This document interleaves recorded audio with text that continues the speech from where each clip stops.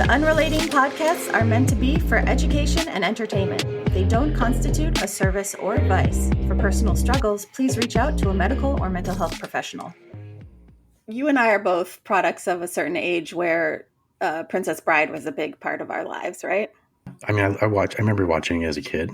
When I see Conceivable, all I can think of is inconceivable. No, I know. Yeah. I know what you're saying. Inconceivable. Yeah, that's very funny. What was he talking about? He was talking about just anytime he didn't like something. But in that awesome scene where he's switching the poison cup. Who was that? Let me go to IMDb. Princess Bride. Bizini was the character's name. Oh, interesting. Wallace Shawn was the actor. Yeah. Okay. There's so many great quotes in that movie. The reason I bring it up is we're going to talk to someone today who has an app called Conceivable. Yeah. And we're going to be talking, I don't want to narrow it to just fertility because I think hopefully it's a broader conversation, but certainly themes of fertility, how that affects relationships. First of all, fertility requires a relationship. Secondly, if there are fertility issues, obviously it's going to be a little bit of a struggle for that relationship. Yeah, and it puts you up against or into a system like the medical care system that can be incredibly difficult to navigate, can be cost prohibitive. It's not designed to cause stress, but absolutely does cause stress to navigate. And so all of these factors are going to affect a couple or an individual that are trying to go through a process that is already difficult. Trying to conceive can be so fun, but yet until it crosses a line to being like a chore or a have to. And the last thing you want to do in a healthy relationship is take the joy out of being together. Absolutely. It's a double-edged sword, really. It can be really, really great, or it can be a bit hard. No, excuse the pun. There's got to be some dad jokes we have to make, right? We're required. What is our quota? At least 2 per episode. Yeah. As with any challenge that comes to a couple, there's 3 different people / things you have to keep in mind. It's the couple itself and how the couple is handling the challenge, but also both individuals having their own feelings about that challenge. And so with all of those balls in the air, number 2, it's particularly important to get support, to feel supported, to have the right information. And hopefully we're going to talk to someone today who can shed light on some of these factors. Hi, I'm Kelly. And I'm Michelle. Welcome to Unrelating with Kel and Michelle. I've been a licensed marriage and family therapist for over 2 decades. And I'm the show producer and co-host. Together, we'll explore how we engage in relationships, why we do what we do, and what causes people to unrelate. Joining us today is Kirsten Karchmer, CEO of Conceivable, a best-selling author and a health tech pioneer. That's quite the resume title there, Kirsten. Thank you. Well, I'm excited to be here. And what I'm most excited about is I know that this conversation will bring to light some things that probably your listeners and followers have never considered, thought about, that are incredibly valuable and useful to start doing things a little bit differently today. And, I'm always like, thinking about things is good. Finding things that you can actually take action on are much more valuable for all of us. And that's what I hope to do today in our conversation. Love it. Yeah. And this is going to be great. And you've dedicated your life to this. Yes, I have spent my entire life in the service of women because I feel like women are the future of the species, right? Their health at the time of conception determines in large the health of their offspring, plus the health of the husband. And yet we're not doing a good enough job is teaching women how their bodies work, how they can repair it. What are the problems they need to know about that are going to impact their ability to not only get pregnant, but to stay pregnant, which is so much more important in my opinion. Like the big fat positive is one thing, but who cares if you have 30 miscarriages, right? Then it's just a trauma inducing tool. I'm much more interested in let's make sure everything is sort of not band-aided, but actually the foundation is restored so that I expect that you will get pregnant. I want to just make sure that you do stay pregnant. Yeah. Yeah. And you're starting from ground zero because it's the book you wrote, Seeing Red, all about menstruation cycles. And this is like the epitome of knowledge is power, is actually understanding your cycle and knowing all the little pieces. Because as women, Kelly, I don't know if you know this, but we get dismissed a lot, or we are told, oh, that's normal, or everybody's different, or you just accept your symptoms, you accept your distress when it comes to your reproductive health. You're told to accept it by Bad luck. doctors They that love you to say. trust. Yeah. So I think we're going to be talking a lot with you, Kirsten, I think about having data, having knowledge, truly understanding your body, and how that is so powerful and really can make a difference when we're talking about fertility, for sure. It's really true. We live in an age of access to remarkable data. Now, we have a lot of companies in this health space who are not responsible with your data. So you want to choose what companies you participate with, and if you care about the safety of your data. And in today's political climate, I think that's probably a good idea if you're trying to get pregnant, especially live in a state like I do, like Texas, where, even if the mother is in trouble, basically the rights of the baby, take precedence over the rights of the mom. So people are careful and concerned about that. But in this age of where we can amass massive amounts of data, health data, I think there's this missing piece, right? You have a lot of fertility monitors, health, period trackers, fitness trackers, and you put data in, and then it just reports back the data. You got 10,000 steps. You had, 2,000 calories, blah, blah, blah. Then it might say like personalized insight. So it might be like, for your height and weight, you should not be getting 2,000 calories. You should be getting 1,800 calories or whatever, like something very high level. Mm-hmm. Or in the fertility world, they're like, your PGD is 14.7. And the women are like, what does that mean? Right. I don't even know what to do with that. Your doctor doesn't know what to do with it. Nobody, it's just data. And to me, that is really mean to make products that just like scare people. Like, oh, your E2 is 41.7. And they're like, I don't even know what that means. And it kind of makes it look like it's good or bad, but you don't have any insight and you don't know what to do with it. We can weaponize data into a very robust diagnostic tool, not like in a Western medical diagnostic tool. Like we're not doing FDA, things that are inconsistent with the guidelines of the FDA, but we can use technology to collect data on every single aspect of the way that a woman is living, taking care of her body, and then the results of that. And then we can analyze that and say, okay, here's the situation. This is why you're not getting or staying pregnant, this, and let me teach you how to fix it. Mm-hmm. And then tell me what you do that I tell you to do. So you have like an accountability partner, right? So it's like, okay, so I'm going to ask you to track every single thing that I told you to do, because then I want to see which parts of those work, because there is no perfect science to this. It's all hypotheses. We can see like, okay, which things get better, which things don't. And if they're not getting better, is it because you're not doing what you're supposed to be doing, or because our hypothesis was wrong? And so we need to re-examine the data, make a new hypothesis, give them something else to try and see what happens. And when you do that, you get this continuous, systematic, virtuous cycle that starts getting generated while you make a little more energy, then you can make a little more blood, and you make a little more blood, you make a little more lining, you make a little more energy, the temperatures come up and you make more progesterone. So the cycle starts becoming whole again. And then the woman starts going, oh, I feel normal again.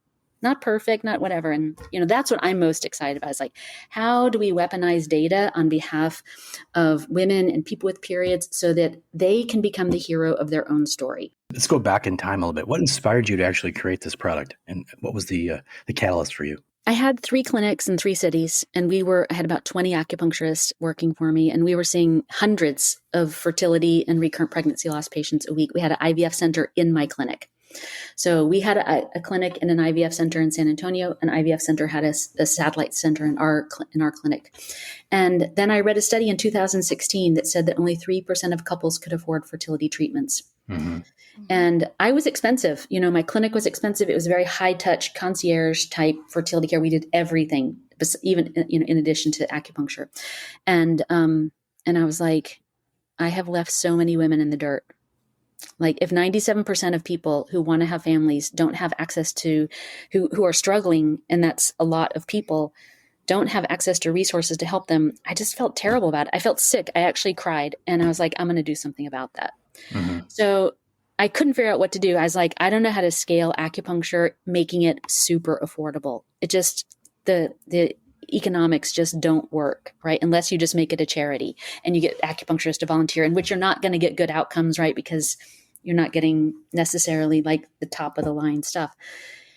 And then I was in a yoga class and I was like, I kept saying, I can't figure it out. I just can't figure it out. Like, how should I help these people? And then I was doing a yoga class on my iPad.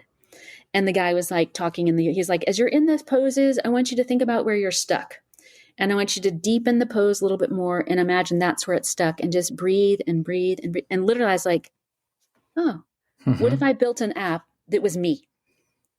Like, as if I came over to your house and lived there for a month or two, what would I do for this woman if I couldn't use needles? Right? What is everything that I would do? I was like, well, I would sit down, I would interview her, I would figure out all the underlying issues. I would teach her about all of it.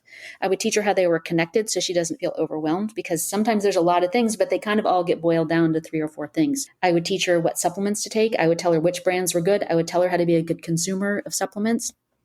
I would analyze her tongue. I would feel her pulse. I would do therapy with her all these things. And I was like, I started building an algorithm, and took me about 8 years. I started with about 800 questions just for the consultation. Because that's like, in one consultation, there were 800 potential questions that I could ask. And so it was like narrowing it down to 20. If I can only ask 20 or 30 questions with some follow-on, could I get enough information to make a diagnosis, a Chinese medicine diagnosis, and to be able to deliver an intervention that might make a difference? We had a 4-month pilot. 105 women came to the clinic twice a week for acupuncture with me only. 105 using the app with no human interaction. And the data scientists came back and they're like, so what happened? I said, so what happened? And I was like, it didn't work, did it? And they're like, oh, it worked. And I was like, how close did it get to me? And they're like, you got close to them, to it. Like, it beat you by 6%. Mm-hmm. And I was like, the app beat me by 6%, no human interaction, no me. And I was so befuddled. I just couldn't understand why. And then, I just really thought about it a lot. And what I realized, sorry, it's such a long answer, but what I realized was that when you go to acupuncture, you receive a treatment. You get on the table, the acupuncturist takes care of you, and you get a treatment. And it does some stuff, right? Depending on the skill of your clinician. But typically, they go back home and they do some of the stuff. Like, the acupuncturist might say, you only have 1 day of bleeding. We need to make more blood, like eat more iron-rich foods. Okay. Make sure, try to reduce your alcohol. Okay. But in the app, no, I control everything. I'm a quintuple Virgo. I'm like, I'm going to plan every single one of your meals exactly personalized to what you need, breakfast, lunch, dinner, and snack every single day, depending on what week of your menstrual cycle, using nutrition science and Chinese medicine food therapy. And then I want you to track it. And so that later in the week, if you're like, my energy is still so low, then the AI goes back and it looks at, what did you eat this week? Right? Because even if you don't eat what the app recommends, you can just take a picture of it with your camera. So then the app can visualize that and say, okay, so I know you're still really tired. And one of the things that we identified was just, we need better quality food. Quality food produces high quality energy if you can digest it. And you can digest fine, but we got to get more food in. Mm-hmm. And so, that's basically how the app is sort of not only like predicting their likelihood of getting pregnant, identifying the problems, making a plan, but then being that sort of companion to keep going back to, like, sort of a lifestyle and behavior coach, so that we're getting those things done without judgment. Like, say the app says, you don't have any cervical discharge. Before we add any supplements or anything, let's drink more water. Because actually, if you're dehydrated, you won't have cervical discharge. And being hydrated is actually very problematic for your fertility. So let's try this month, just get 8 glasses of water, and let's talk again around ovulation, and let's see if it improved or not. If it didn't, we'll do something else. Well, that leads to my next question, because what are some of the reasons women have, or couples have, fertility issues? I think you're going that direction, right? So I'm going to just tell you what I think is an optimal period, and anything that is outside of this is a problem. Okay. And this is not perfect. Like, people will say, what's the right menstrual cycle? What's a normal menstrual cycle? I don't like any of that. I like to use the word optimal, because we're not talking, you don't have to be perfect. Our users only had to get 60% of the way, but it is the state in which over 20 years, I saw when women would get to this place, they got pregnant and they stayed pregnant for the most part, right? Mm-hmm. If they didn't after 4 months, I was like, do IVF. because everything is fixed and we should expect to see you getting pregnant in about 4 months. And so an ideal cycle, it includes 2 other parameters besides bleeding. But first of all is energy. That's the most important one. So if people are listening and they're struggling to get or stay pregnant, the first question to ask yourself is on a 1 to 10, without caffeine or exercise for 2 full days, what's your energy like? So, a 1 means you just are so tired. It's not depression. You're so tired. You don't want to get out of bed. Nobody's a 10. 10 is a trick. That's the person who's like, okay, I just have tons of energy and I'm going to alphabetize my spices and then my socks. And then I'm going to go to Costco and then I'm going to go to, that's people will say I'm a 10. It's actually a pathology, right? Because they're actually just on straight adrenaline. We got to fix that. So next question, energy is good. That is the most important. If that is low, it's so highly correlated with miscarriage. I don't know why our doctors, when you come in, you're like, I had 3 miscarriages. Like, what's your energy like? It's a 2. Okay, well, that's probably why you're miscarrying, because there are no resources to stay pregnant. Mm-hmm. It takes resources. It means you can't digest, or what you're eating isn't sufficient, or you're not sleeping, or you're over exercising, and you're consuming all the resources that we need for baby making and staying. Mm-hmm. Then we get to the period, 28 to 32 days. I want them ovulating pretty, cycle day 14 to 16. That's why I hate fertility monitors, because they're like, hey, it doesn't matter where you ovulate, just catch it and have sex. And here's your peak, and it's really stressful. But if you're ovulating past cycle day 20, you have a super high risk for miscarriage, because the follicle has gotten to its apogee. It's like perfect for fertilization around cycle day 14 to 16. And then by cycle day 20, if you don't use it, it's going to get reabsorbed. So it starts declining. So if we're telling women like, oh, it's okay, you ovulate on cycle day 14, just catch it with this monitor and all these expensive strips, and then, you'll get a BFP, right? You might get pregnant. And then they're like, I don't know why I keep miscarrying. I'm like, because you're ovulating on cycle day 40. The egg's no good. And we have to fix that. On ovulation, we have good cervical discharge, like stretchy, clear.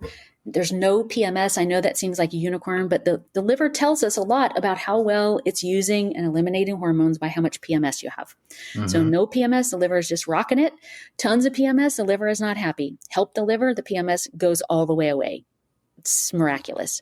Then we get to the bleeding. The bleeding tells us about the lining for implantation. We want to see about 4 days of bleeding. Soak a tampon or a pad about every 4 hours. No cramping, no clotting, no spotting, fresh red blood, especially no clotting. Because if you think about, here's your lining, my hand, side view. Here's your lining, and your menstrual blood is your lining, right? If there's a bunch of clots, especially big ones, and you do IVF, you spend $22,000, or you just have sex and get it naturally. You have a perfectly fertilized embryo, and it's like, where am I going to live? And it goes, I'll live right in this big fat place in a clot. Sends out the trophoblastic cells to try to get a blood supply, but it's dead. The clot is not, viable blood source. And so the embryo is unlikely to survive in that situation. Mm-hmm. So I want to make sure there's enough blood, and I want to get rid of all of the clotting so that the lining is just like a catcher's mitt. That fertilized embryo is like, oh man, so good. And people say, well, should I have more blood? I'm like, well, what I saw, I don't know if there's data that like optimal is like 4 to 5 days of bleeding. But what I saw is if women have more than 5 days of bleeding, they almost always have clots, and it's really heavy. You get rid of the clotting, the heavy bleeding goes away, and it shortens down to 4 days. And then the last thing is after ovulation, within 3 days, I want to see the temperatures get to 98 and stay there the whole time. And the reason for that is that the temperatures are actually an excellent proxy for your progesterone levels. When we measure progesterone, we just take it one time on cycle day 21. And progesterone is very pulsatile. That means it goes up and down all day long. So literally, if you were to check your progesterone 8 o'clock, 10 o'clock, 12 o'clock, 2 o'clock, you'd get different values throughout the day. By observing the temperatures after ovulation, typically, it's not 100%, right? It's imperfect, but pretty good proxy without any money spent or any labs drawn. If the temperatures are consistently above 98, then your progesterone is fine. And so these are all the things that we need to stay pregnant and to get pregnant. And the closer that we can get women to that state, the more likely they are to get pregnant. And even women who are going to do IUI or IVF, I still recommend do the process and try to get your conceivable score above 60 before you do IUI. What I would typically do is if you're young enough, if you're not 40 and it's like time's really running out, use the app, get your score above 60, try for 4 months. If you don't get pregnant after your score gets to 60, then start looking at additional assisted reproductive technologies. It's a miracle women even get pregnant. It is. I mean, it's a miracle. I don't expect just average physicians to have the knowledge base that you do. But my frustration comes from them not having any knowledge base. So when a woman is trying to get help, whether it's fertility issues or menstrual issues, there's such a lack of helpfulness and knowledge on behalf of most physicians. And historically, obviously, we know that, that's not a class or a topic that's taught very well or at all. What's your take just on the, I don't want to call it incompetence level because that feels unfair, but maybe not. Just general physicians. I think it comes down to training. They are trained like military style to identify the problem, like to be able to find a disease state and treat it with drugs or surgery. And they are really good at that. You know what I mean? Like if you need a hysterectomy, you want a surgeon, right? You don't want me. You don't want an acupuncturist. You got a brain tumor. You want the best neurologist. They're so good at that. But the idea of sort of like restorative reproductive medicine, which I know this is a big thing that just got adopted by the Trump administration, like because they're not going to fund IVF anymore. Now they're like, oh, what I think happened is they're like, oh, shoot, we promised to fund IVF and we realized how much it's going to cost. Yeah. IVF. And they're like, let's find something really cheap, like restorative reproductive medicine. But I don't care because that's what we do already. And I would be so happy if any part of the government supported women getting this for free or getting support on it. I think that it really comes down to training. I think a lot of doctors, like my GP is such a good guy. He's just so poorly trained in this world, not in his world. They are not trained to think outside of the box. Like I have I have MS, but as I got older, I got a little bit of a metabolic problem where I have exercise intolerance, and they just cannot figure it out. And I was a competitive athlete my whole life, so to not be able to exercise is super weird. And I was telling my doctor, I'm like, it's super weird. I said, the only thing, like I exercise and I feel like my blood sugar drops to nothing, but it hasn't. And I'm like, and I said, it's weird. I can eat 5 Snickers. I can, like eat a steak. I can, drink fat. I can try everything. I can't get out of the thing. The only thing that changes it a little bit is like 2 to 4 ounces of wine.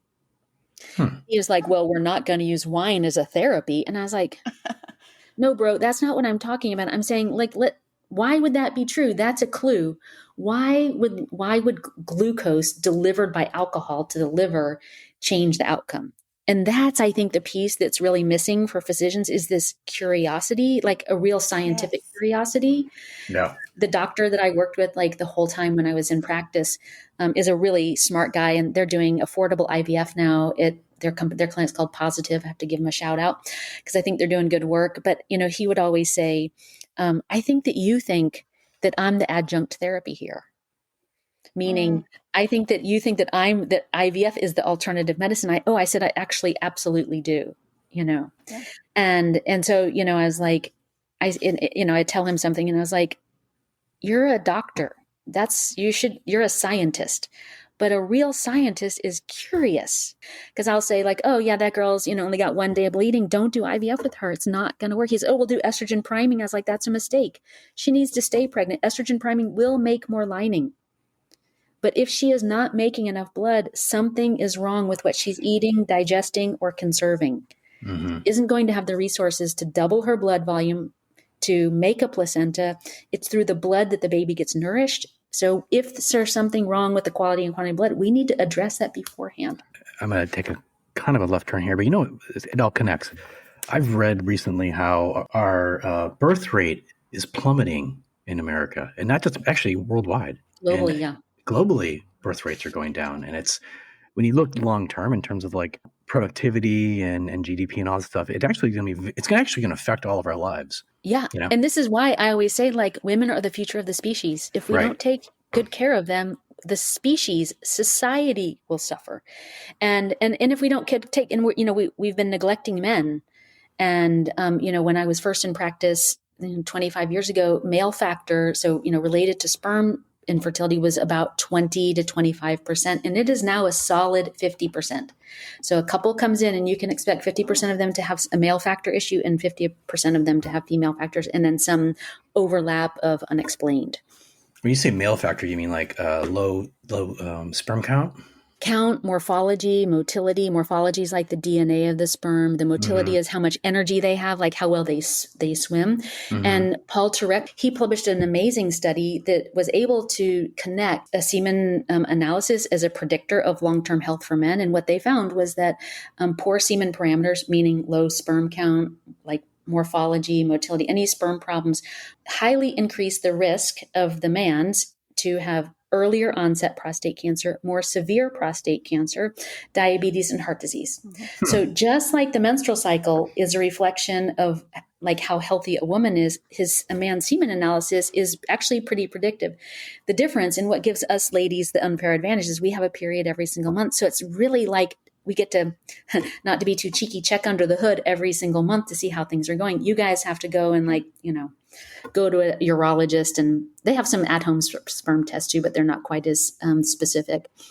Well, that's why they also talk about men should ejaculate like a couple times a week just to make sure they're cleaning out the pipes and keeping it healthy down there. There's actually pretty interesting, it's not science, they're like the Taoist. So in Taoism, this is the pursuit of longevity, and we'll keep this super G-rated, but they were really interested in, they're like, okay, if we're trying to live, as long as possible, they're like the earliest biohackers, the Taoists.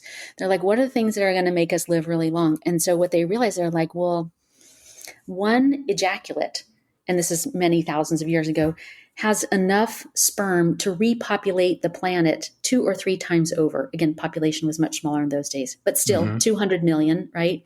And so they're like, that must take a lot of energy to make that, a lot of the man's energy to continually be making all that potential energy. Each one of those is a potential human. We women, we're just born with our eggs, but you guys are making all of this potential energy. And so they correlated, like they actually created a whole chart on how much men should be ejaculating based on their age. So like I think under 30, you can do it as much as you want. Then you get to 30, you should less. You get up to 50, I think it's like 1 time a week. And if anybody's interested, you can look up Montauk Chia. You can look at like microcosmic orbit. It's pretty interesting because they came up with all these strategies to sort of like retain ejaculate and redirect it internally. And I have seen that in action. It's actually pretty impressive. So just side note for the men who are listening, they might find it kind of interesting, especially the older guys. There's not too many older guys here, but the over 50 ones who are starting to have sort of mechanical problems really benefit from this. You mentioned that you used to be an athlete and there's been some changes for you. And so that was a piece of your identity that kind of got shook by a medical issue. I wanted to get your take on the way identity can be really shaken by infertility for both men and women. This assumption that we are able to have a child if we want a child. You just kind of grow up assuming you can do that. And then when you aren't able to, how that can impact emotionally and psychologically, that piece of your identity isn't there. It's pretty catastrophic. There's plenty of good data that shows that couples who go through infertility for any meaningful amount of time, I can't remember what the amount of time, but it wasn't that much, often report having PTSD. And I was on a podcast a couple of days ago, and the podcast was about miscarriages. And the woman who was the host had a miscarriage, and she was like, then the week before even that she was going to deliver the baby, she was having panic attacks every single day because she was just she's like, I made it all the way. And I just can't believe that this baby's going to make it all the way. And I'm worried the baby's going to die in this last week. Right. So like the fear and the loss of control, and especially because we do see like higher incidence of fertility struggles in type A and overachiever type women. And for them in particular, it's even harder. Like I have heard probably 1,000 or more times when they say, I can do anything in the world but this. Like I can move a mountain. I can make $1 million. I can start a company. I can run a ultra marathon. I can will it. And I can't do this. And it really makes them crazy. And so until we can figure out, I always say it's all about how do we tolerate uncertainty. It's not like infertility just makes things uncertain. Life is uncertain. And the more that we can use our infertility journey, and every time we get spun up and like, oh, I just need to be in control. It's going all of this. I got to Google more. Every time we do that, if we can just start like sort of making friends with it, or like, oh, that's the habit. It's just a habit. It's just a response. I want to be in control because I'm afraid. And then you just like just like love on that afraid part of yourself. You just put your hand on your chest, and I'm not a new agey kind of person. I'm kind of getting there as I'm getting older, but just being like, I know you're scared. We're doing everything that we can. And all we can do is stay in the moment right now. That's all we have control over, is what is happening in the moment. And in Buddhism, I like that they say most suffering happens in the future or the past.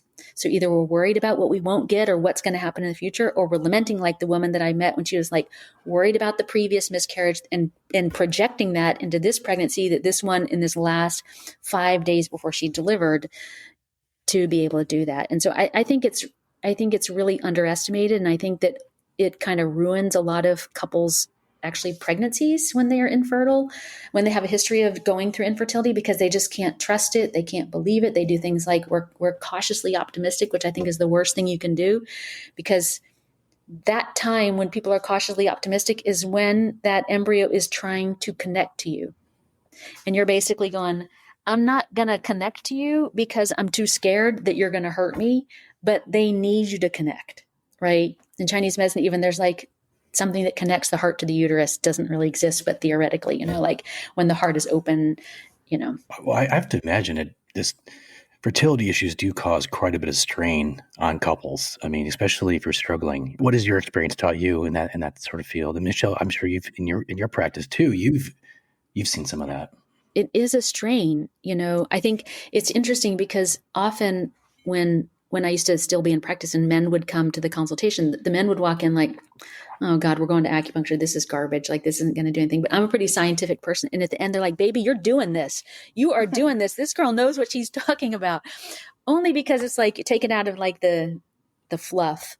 But it's just, I think it's really hard on the husbands when it's female factor, because men want to fix things, right? They want to support their wives. And then their just hands are tied, and she's freaking out every day, crying every time her period comes. She's hopeless. She's depressed. You're scared because you're like, is she not going to be able to have a baby? And what do we do? Are we going to, there's so much pressure. And it puts pressure on when you're actually trying to conceive. Yes. Right. And there's that moment where it's equal, because you as a man, you're like, I've got to do this right. And I got to make sure I'm obviously can get erect and I can perform. There's performance anxiety for a man. On the other side, obviously women are feeling the anxiety of, can I get pregnant? Of course, on the flip side of that, I would imagine there's also situations where couples are actually, their bond is strengthened by this struggle too. It can be, yeah. Some men really want to have families, and some men are more ambivalent about it. And that can cause a lot of conflict too, because they're like, my husband won't do anything. And I was like, well, what I always say is like, it's time to have a hard conversation and say, I just want to talk to you and have an honest conversation. Just don't do it when you're mad. Don't do it when you're just say like, what's your level of ambivalence about us actually having a kid? And I said, you just have to be prepared. He might tell you something that you don't want to hear, but you do want the truth. Because if your husband's like super ambivalent about it, you may not want to have a baby with that person. Because it really takes a lot of work to raise a child. And if your partner is ambivalent about it to start, once the work kicks in, it really becomes a problem in marriages. And sometimes it's just the conversation. Sometimes people will just bring that piece up. And then the husband will first say like, I don't know. And she'll say, well, I don't know. Like, you have some sperm problems, but you're not willing to like do any of the things that the doctor or whatever, whoever's been recommending to us to do. So that makes me think maybe you're ambivalent. And then sometimes the guy will open up and say, actually, I'm just really scared. I'm even too scared to try anything because I'm scared to let you down. So it's worth it to have the conversation. But I have had people break up over that. Not a lot, maybe 10 times in my whole career, but a few people got to it, and she's like, the wife's like, I really want a baby. And the husband gets clear. He's like, I actually really don't. Yeah. And it's, you don't want to have a baby with someone who doesn't want to have a baby with you, no matter how much you want to have a baby. I've heard situations too where people, or maybe a man is ambivalent, but then once he sees the baby, once he he touches and you have that connection, it's like game over. It's like, okay, you fall in love, obviously, because it's yours, it's your baby. So I'm sure that happens to men sometimes too, because they're scared shitless, and then suddenly you're still scared shitless as a father, I'm sure, but it's a different. You're really excited about it too. So it is scary. It's terrible. I mean, it's scary. My kids are in their 20s. It's still scary. Yeah. What do you say to women who are getting a little bit older in age? Maybe they decide to have kids later in life, or maybe their career was really, really demanding, and then they're like in their mid to late 30s, and they're like, okay, I'm gonna try this. And of course, as we know, they become geriatric, which is a stupid term for mothers at that age. But how do you deal with potentially older mothers? In the pilot that we talked about before, what was really interesting is, as at the end of the results, we saw that the women who are using the app increase the I am going to answer your question. You're like, where are you going with this lady? But we increased the likelihood of natural conception by 150 up to 260%. Mm-hmm. The 150 was age 22 to 35. The 260% increase, 36 to 44. Mm. Wow. So almost doubly effective, still ridiculously more effective than most other interventions, but doubly for women who are over 35. So at first I was like, why would that be? And I think that just the older that we get, the more our careers start taking more energy from us. We're just more tired. Some of them have been exercising too much for too long, been too lean for too long, not eating enough for too long. So I think that the compounding effect of taking care of your body in the way that sort of Instagram suggests you take care of your body, which is not useful for fertility outcomes. Yep. It just compounds and compounds. And then she tries to get pregnant. She's actually not infertile. She's just her body is the victim of how she's been caring for it. And that gets restored pretty easily. We know that eggs decline, they start declining around age 35. But the important piece to remember, you can't change your eggs. Your eggs are sort of cryogenically preserved. That's like a metaphor, but sort of cryogenically preserved in the ovaries until 90 days before it's released for fertilization. And that's called follicular recruitment. It's like puberty, right? So, 8-year-old girl can't get, some 8-year-old girls, but, a little girl can't get pregnant. She goes through puberty, then she's ready. That's what's happening. And in that time, when the follicle gets recruited, it's exposed to her. So if she's really stressed, there's all this circulating adrenaline, which is extremely inflammatory. If her temperatures are really high, that extra heat dries up the zona, which is basically the egg shell, making it impenetrable. If her diet is trash, all those chemicals that are in her system, the egg gets exposed to that. And that's how you improve egg quality, right? You improve the quality of food. You improve digestion, so there's no inflammation from leaky gut and stuff. Mm-hmm. You modulate the temperatures, so there's not excess inflammation.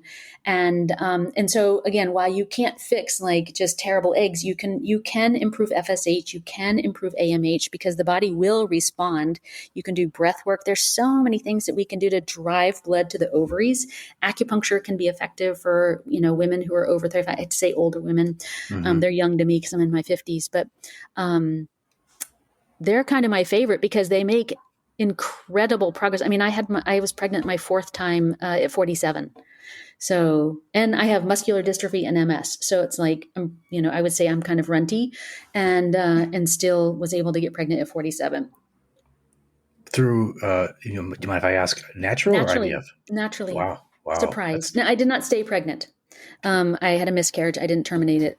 But yeah, the funny thing, I had a new boyfriend and he was like, we should use birth control. And I was like, trust me, I'm like world famous fertility expert. My FSH is 19. There is no way I can get pregnant. There is no way.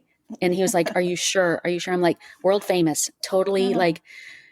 I'm the person that famous people go to. And then sure enough.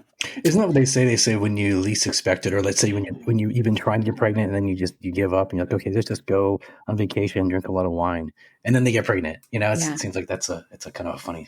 When we're stressed, I mean, it does. There is some logic to it. Of course, also you go on vacation and you turn off the adrenaline, but the adrenaline's been hurting the eggs for a long time. Mm-hmm. But when we're tense, women that I talk to, I'm always like, tell me your day.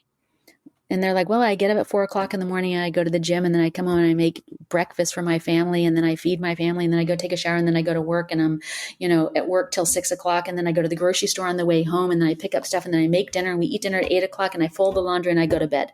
Yeah. Mm-hmm. It's a long day. And I was like, what happened to the fun? Was there any fun in there? Was there a minute for you?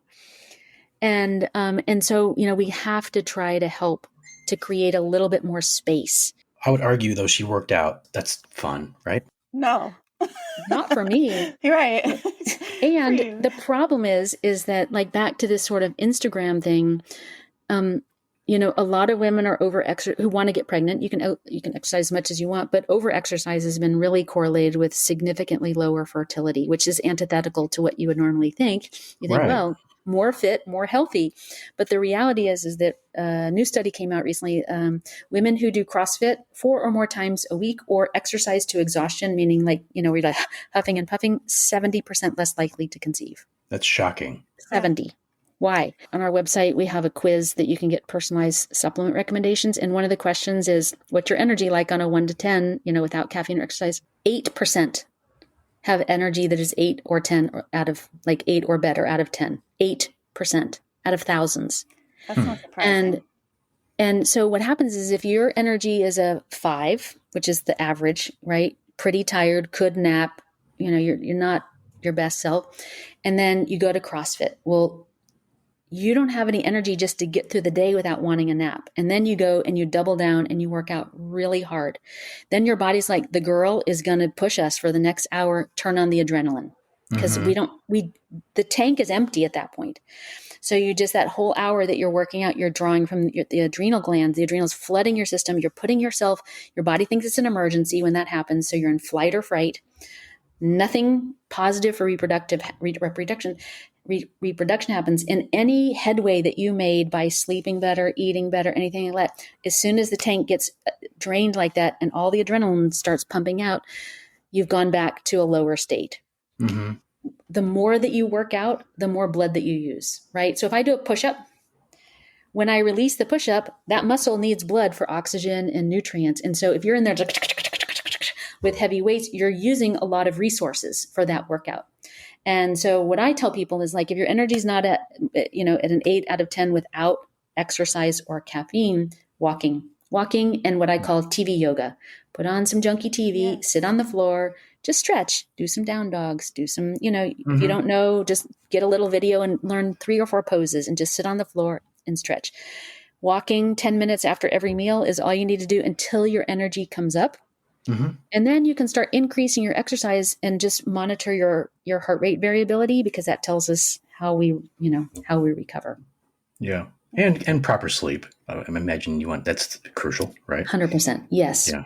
I want to go back to something you said. You used the phrase give up. And I want to take a little bit of space to talk about those couples who have tried IVF maybe multiple times without success and are in a space where they're either feeling hopeless or on different pages about wanting to continue. Yeah. Just wanted to get your perspective. Well, I think it's really hard. When, we sell IUI and IVF is this, you're going to make a huge investment, but there's a good chance you're going to get pregnant. And I just think we could de-risk that tremendously by just having people if I had an IVF center, I wouldn't let anybody do IVF until their conceivable score was above 60, because I'd be like, there's too many things that are going to work against us. Let's just make sure that we're going to win. Okay. If I have a good sense that I'm going to, perform well in IVF, then it seems less scary to make that large of an investment. But I think that we have to create space for couples to have a family. There's a lot of ways you can have a family. And so giving up doesn't necessarily, some families do choose obviously to live childlessly, but, some go on to adoption. And I will tell you, because of course, all the women that I work with did not get pregnant, and some of them went on to adopt.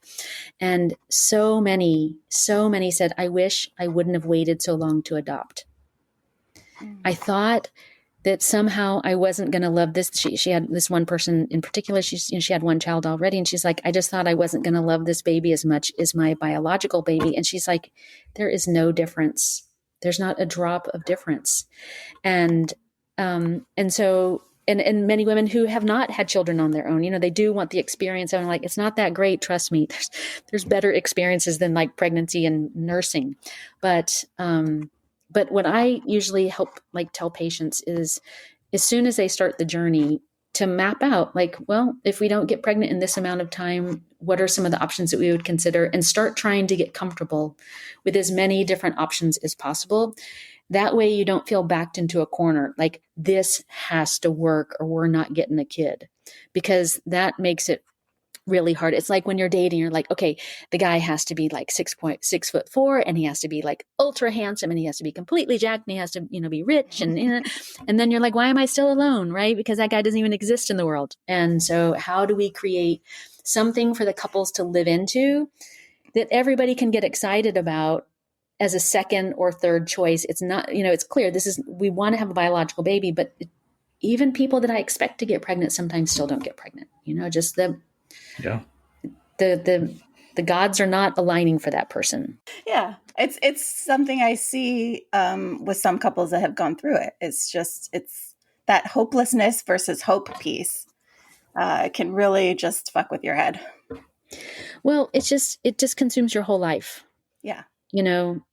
What you eat and all your supplements and all, and I got to do my thing and I got to, it just becomes the whole thing, and it's really boring. It's a really boring life to be on this journey unless you make it not, you have to intentionally be like, this is not our life. Our life is all these other things. And this is part of it. And, this is what things I try to do in the app. Like, people always tell me, like, I'm doing everything and it's not working. I'm like, I actually don't want you to do everything. That will make you burn out. I want to figure out what are the smallest things you can do that will make the biggest impact fastest. I don't know if that's correct English, but that's okay. Yeah. The quickest, the most efficiently, whatever. And I was like, because doing everything, if you're not, if in the bucket of everything is taking Geritol or drinking pomegranate juice or, whatever, you can be doing a whole bunch of things that are not only maybe not helping, but actually even working against your fertility. Mm-hmm. Right. And any problem in your life that feels overwhelming is going to be exacerbated by feeling the pressure of trying to do everything. And having baby steps, especially having someone else who's an expert tell you which baby steps to take, I think is so valuable.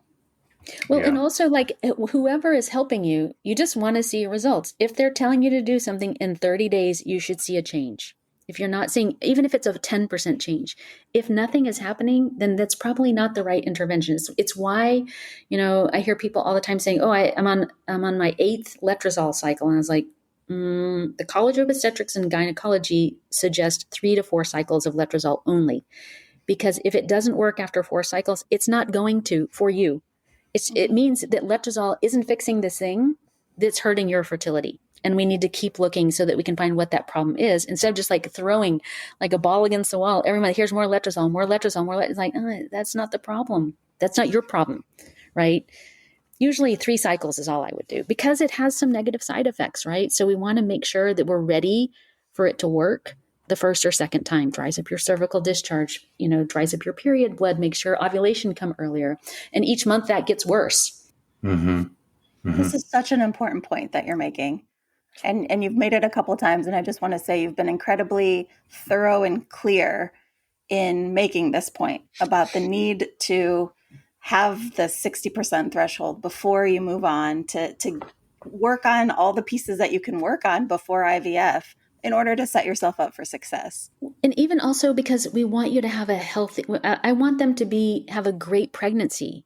So whatever, if you've got like a bunch of digestive symptoms and you get pregnant, guess what? Those are going to get so much worse. And we actually need the gut to be really well managed in pregnancy. Some cool studies came out that showed that when you get pregnant now, what they discovered was that the intestinal lining doubles, the surface area of the intestinal lining doubles during pregnancy to adapt for the additional nutrient requirements for pregnancy. Mm-hmm. But women who have pre-existing gut issues, they did not see that doubling, which potentially, like, they didn't extend past that. But in my mind, I'm like, oh, I wonder if that's playing a role in miscarriages. So like for me, I always do gut work with people because, like, one, it's really important for energy production. And 2, we need to be able to absorb the nutrients to have them for the baby. People really underestimate how important your gut health is. I would argue that might be the most important, maybe one of the most important parts of your body, right? Because it's all connected. And I don't think people understand that. What you put in, obviously, is crucial to that, and how you feed your body. And what your body does with it. Exactly. Yeah. Like for me, I was always really lean because I was an athlete. And then as soon as I went through menopause, I gained 30 pounds. And I'm the type that like, it's all like face, neck, boobs, and back. Like it's just not attractive, 30 pounds, like all on the top. And I could not lose it. And I was like, I can't eat less. Like I don't have a huge appetite anyways. And I couldn't figure it out. I was talking to one of our manufacturers, and he goes, why don't you just try like the digestive enzymes in colostrum? I said, he's like, you always kind of have like bloating, and I was like, yeah, I don't know why I wasn't paying attention to that 'cause it's just kind of always bloated. And I did that for 90 days and everything changed, like my bowel movements. And after like the first month, I lost a pound and I wasn't doing anything different. And I was like, hey, I lost a pound. That's amazing. Well, now 32 pounds. What did you subtract? Oh, I didn't subtract anything. I added grass-fed colostrum and digestive enzymes. Got it. Okay. So what happened is that I think that I must have had a lot, like colostrum is really good for any gut permeability. And because I have autoimmune disease, that makes sense that you should fix that, because if you're absorbing things that are incompletely digested, it will trigger your immune system to, have a problem with it. I was going to ask, you were really candid about saying you have MS, and I believe you said muscular dystrophy as well. What else are you hoping to achieve? That you have such a legacy building so far, but what else do you want to see happen in this arena? You have about 5 hours. What I want to do is, first, like my biggest goal is I want to win the Nobel Prize in medicine. I want to build the first women's health OS. I want to build an operating system for women's health that completely takes care of women in a way. Basically, what we're moving to is like a unified AI. Currently, there's a lot of different AI pieces in that. So unified AI with our own language model so that we can control the flow of data only in, like no data is leaked to anyone. That the only way to do that is build your own model. I want to extrapolate exactly what we did for Conceivable into every single milestone across women's health. So starting with the little girls, that's actually my sweeties. That like I'm just waiting to work with them, because during the pandemic, Gary, I don't know if you know Gary Vaynerchuk. He's like a billionaire marketer. I think he's from Ukraine. He's very sassy, salty guy, and he's an investor in our company. And so the other investors like, go see Gary. And Gary's like, you need to be on TikTok all effing day. And I was like, what? I'm like 50. Yeah. And I was like, what am I going to dance about ovaries? I was like, I wasn't even really on social media very much before. And he was like, quit being a baby, pull up your panties, hold up your phone and start teaching. You're really interesting. Mm-hmm. You are. And so I started just talking about periods and ended up having like several 100,000, like under 10-year-old girls as followers. Yep. All asking so many questions about their first periods. When will my first period come? How do I make it come faster? What's it going to be like? Where do you put a tampon? And I was getting thousands of DMs a day. You would not believe. I'd be like, whoa. These girls are dying for somebody to help them.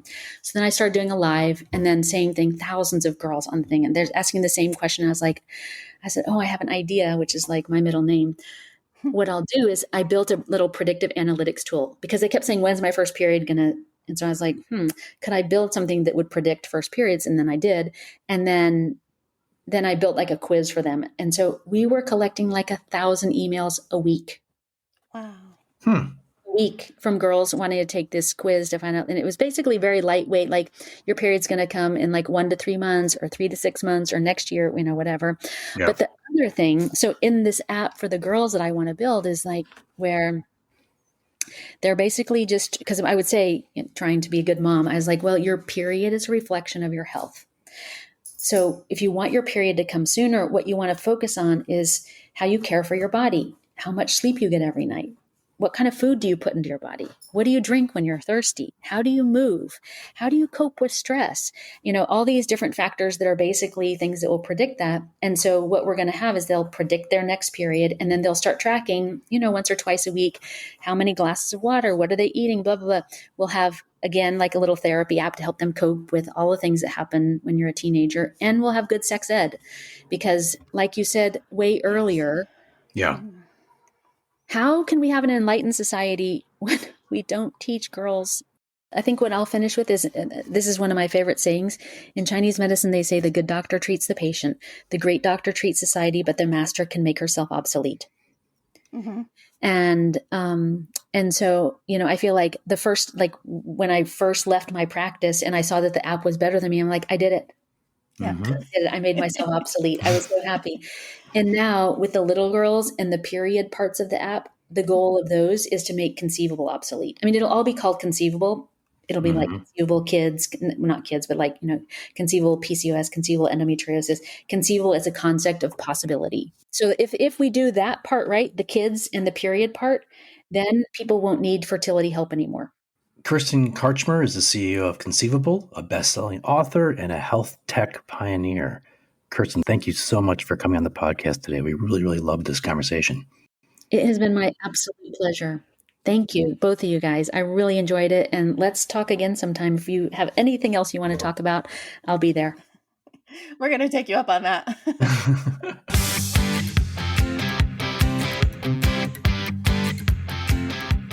Kirsten was really, really detailed, and she really knows her stuff. I mean, she's obviously been doing this quite a while.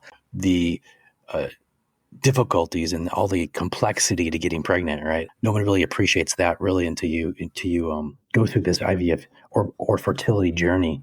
Right. These are things you as a woman, you don't even think about until or unless you have a problem or a medical issue. Yep. And I found her way of explaining the scientific pieces really easy to understand. There was information, since I haven't gone through fertility issues, there was information there I had never heard before. Mm-hmm.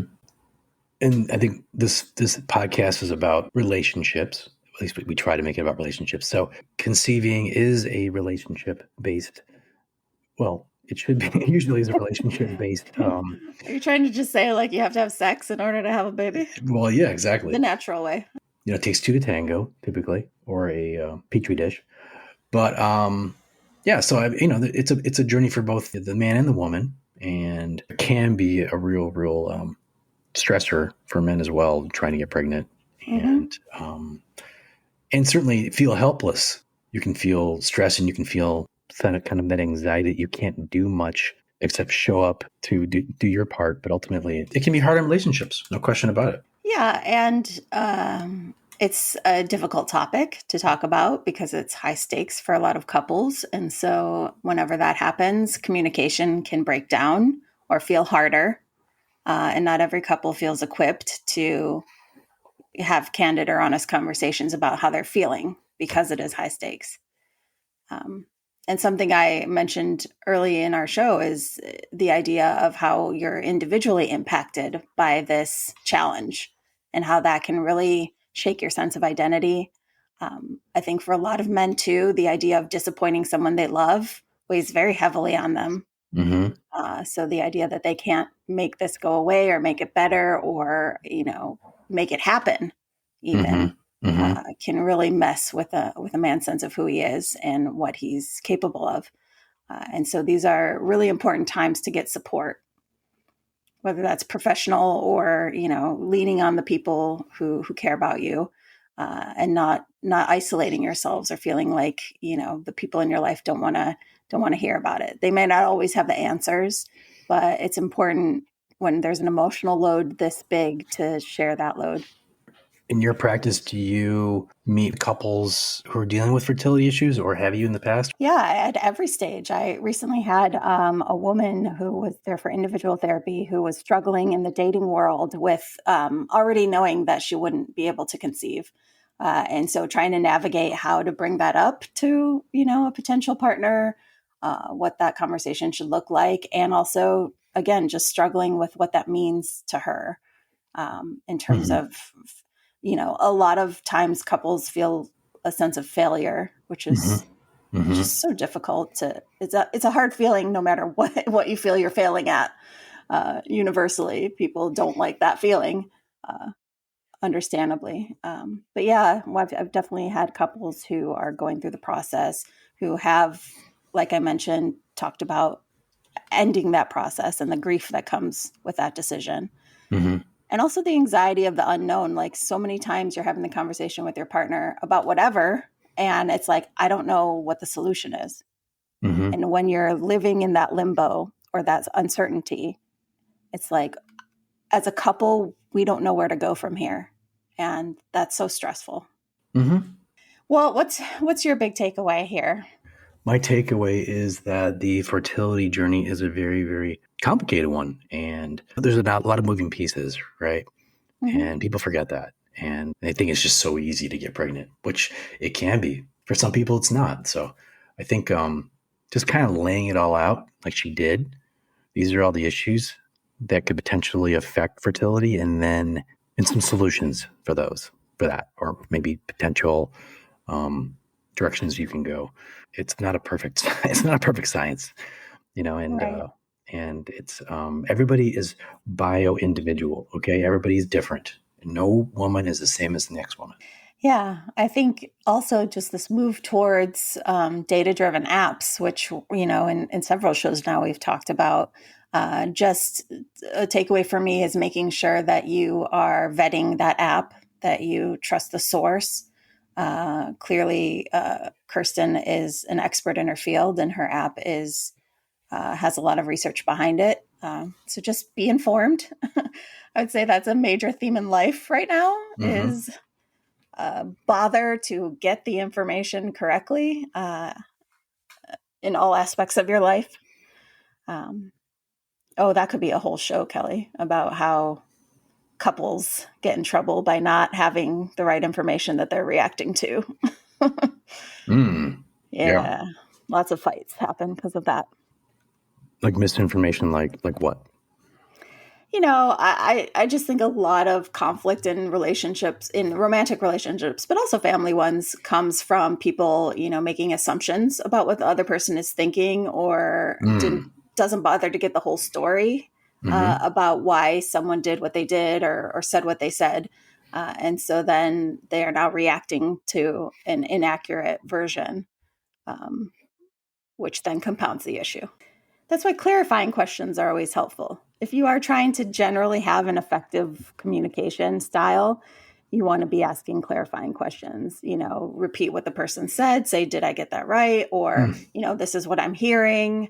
Is that accurate? Or, this is how it felt to me. Is that what you meant to say? There's just all sorts of, fun and awkward words you can use to clarify before you react, or, Well, you're saying not only as a therapist, but also as a partner. Yeah. And as a person having a conversation with somebody. Exactly. Yeah. I mean for this to be applicable in your life with your partner right now. Yep. You don't need a therapist to say things like that. Yeah. They do a better job of it because they're highly trained. Yeah, but what happens is it feels awkward, and you're like, oh, I'm not speaking like myself if I'm saying, did I get that right? But with anything, once you practice it and you say the words out loud over and over, it becomes part of your vernacular. And it actually shows when you talk like that, it actually shows you care.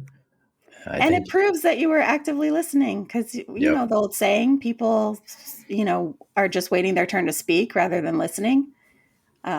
But if you bother trying to clarify what you heard, that means you were actually trying to listen. Yep. And boy, does that go a long way in making the person you're talking to feel heard and validated. Oh my God, yeah.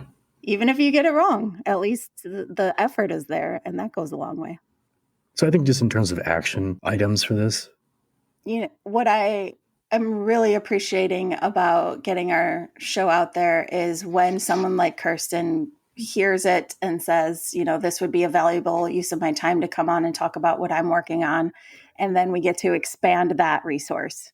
And we just got to spend, an hour with someone who talked about fertility and health and all of the psychology around that. And that feels like a gift. So if anyone else out there has a resource, wants to discuss how that impacts relationships with us, please email us at theunrelatingpodcast@gmail.com. We'd love to have you on as well and spread the love. I love it. If you're struggling with family, friends, or just life in general, in a bad relationship and wondering what to do, or you want a relationship and to set yourself up for success, then we want to talk to you. So make your appointment on Unrelating. To be a guest, ask a question, or recommend a topic, drop us an email at theunrelatingpodcast@gmail.com. And be sure to follow us on Instagram and YouTube.